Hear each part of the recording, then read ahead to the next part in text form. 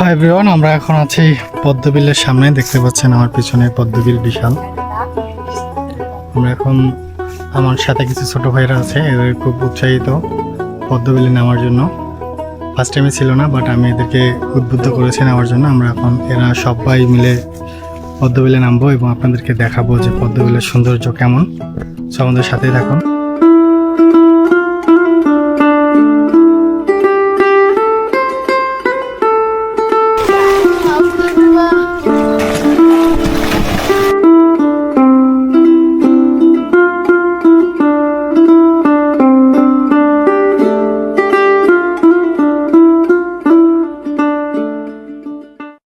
তো বন্ধুরা, এখন শুরু হচ্ছে আমাদের আসল অভিযান। চারদিকে এত সুন্দর পদ্ম, কোনটা আগে তুলবো সেটাই বুঝতে পারছি না। আজকে দেখি আমাদের মধ্যে কে সবচেয়ে বেশি পদ্ম তোলে।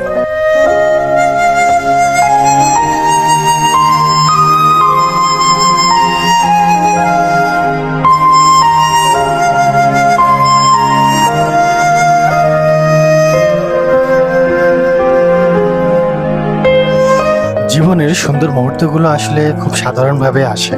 কিছু ছোট ভাই, কিছু বন্ধু, একটি সময় আর প্রকৃতির এমন সুন্দর পরিবেশ। এই ছোট্ট ছোট্ট মুহূর্তগুলোই পরে সবচেয়ে বেশি মনে পড়ে।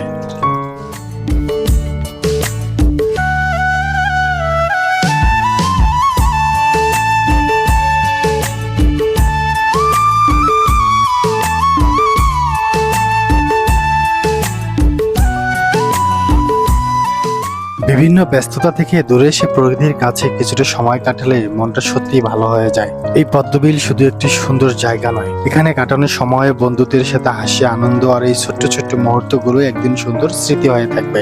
হয়তো কয়েক বছর পরে ভিডিওটা দেখলে আজকের দিনটার কথা আবারও মনে পড়ে যাবে। ছোট ভাইরা আমাকে একটা খোঁচা দিয়ে দিল। হচ্ছে খোঁচা, দেখতে পাচ্ছেন, অনেক সুন্দর না? আমি অবশ্য দুইটি তুলছি আর একটি ওরা দিছে।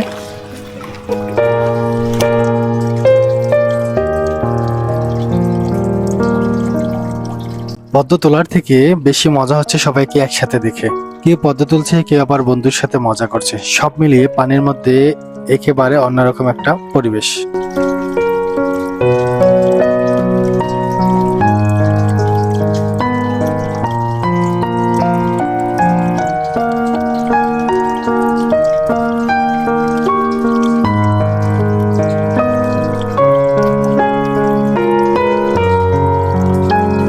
তো বন্ধুরা, এই ছিল আমাদের আজকের পদ্মবিল অভিযান।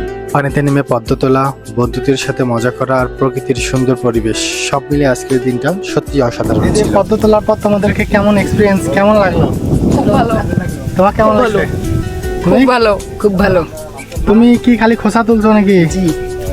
খোসা তুমিও খোসা তুলছো, আর তুমি ফুল তুলছো না?